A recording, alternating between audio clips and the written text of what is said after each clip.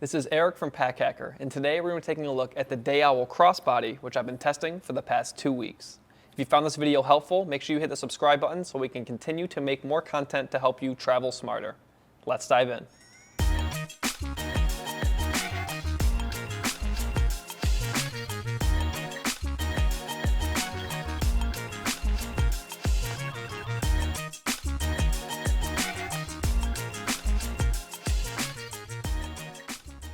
So just to kick things off, you can really see how small this little bag is. I mean, obviously compared to my hands, it is quite small. It fits into my hand easily.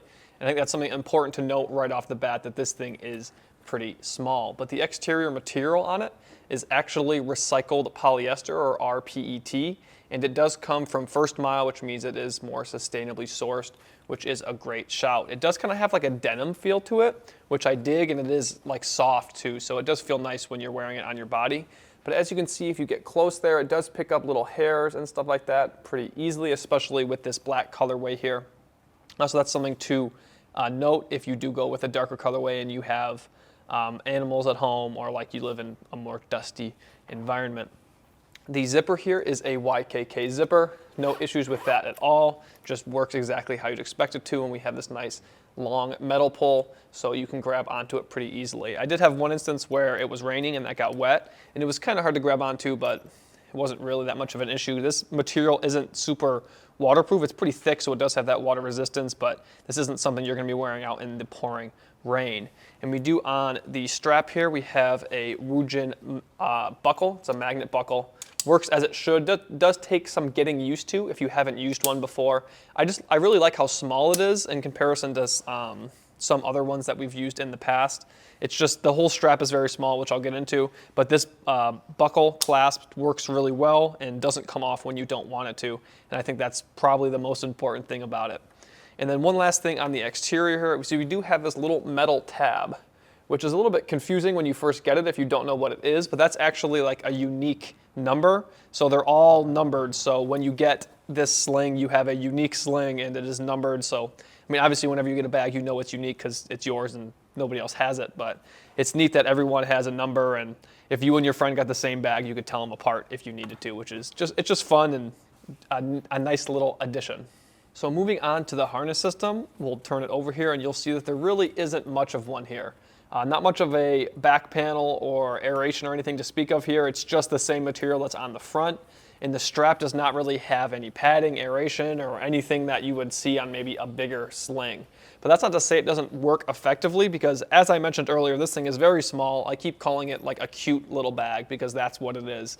So you don't really need, a bunch of padding and aeration, because you can't put enough stuff in here to really necessitate padding or anything like that. And this material does have a tiny bit of give to it. I don't know if you can really see that.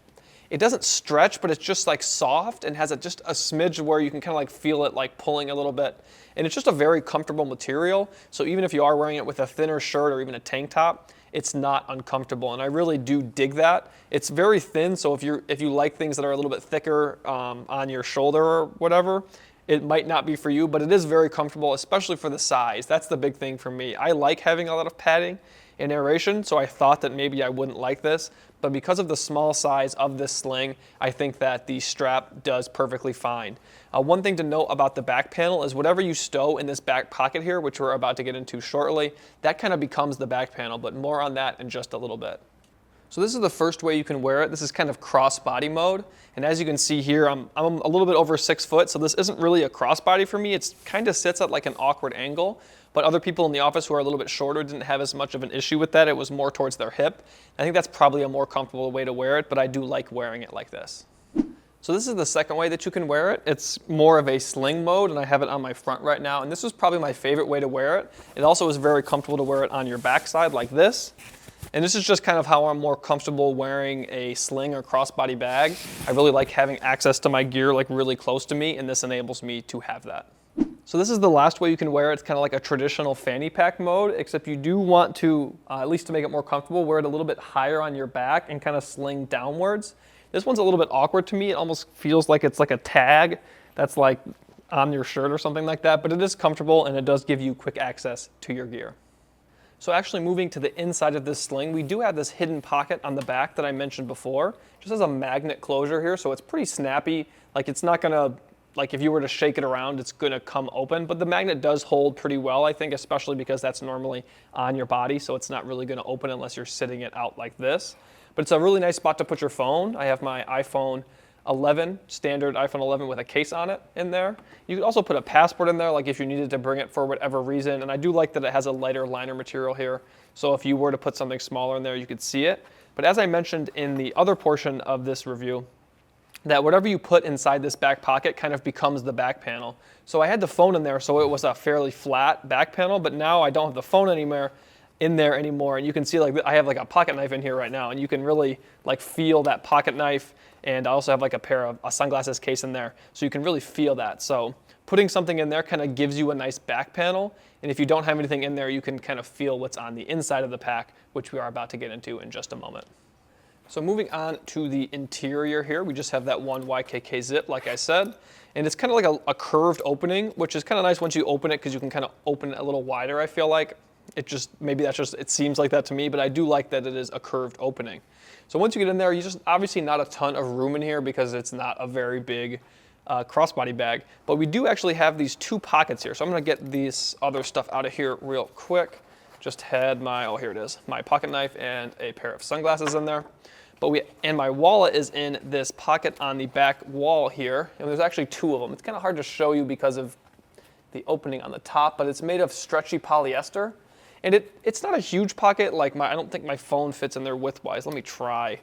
Okay, it does, but obviously you can't close it because the phone goes up too high.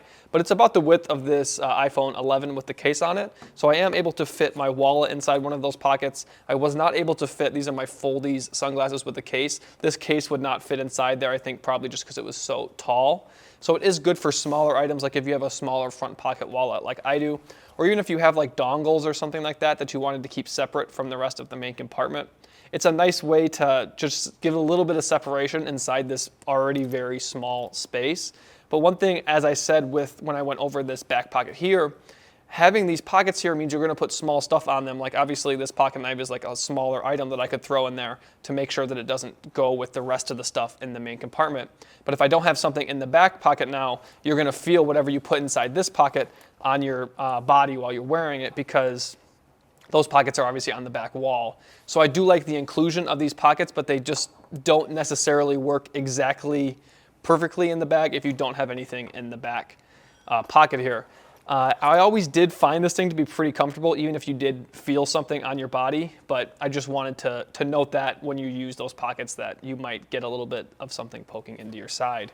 And one last thing to comment on this main compartment is we do have the Day Owl little logo there, and it's got a couple little, just like little pictures on it, which I think are neat, and they kind of add to what Day Owl stands for as a brand. And you can check out their site to see more of what they do in the bags they make, or on Pack Hacker we have a few of their reviews as well. So there you have it, the Day Owl Crossbody. Thanks for keeping it here at Pack Hacker, your guide to smarter travel. We'll see you in the next one.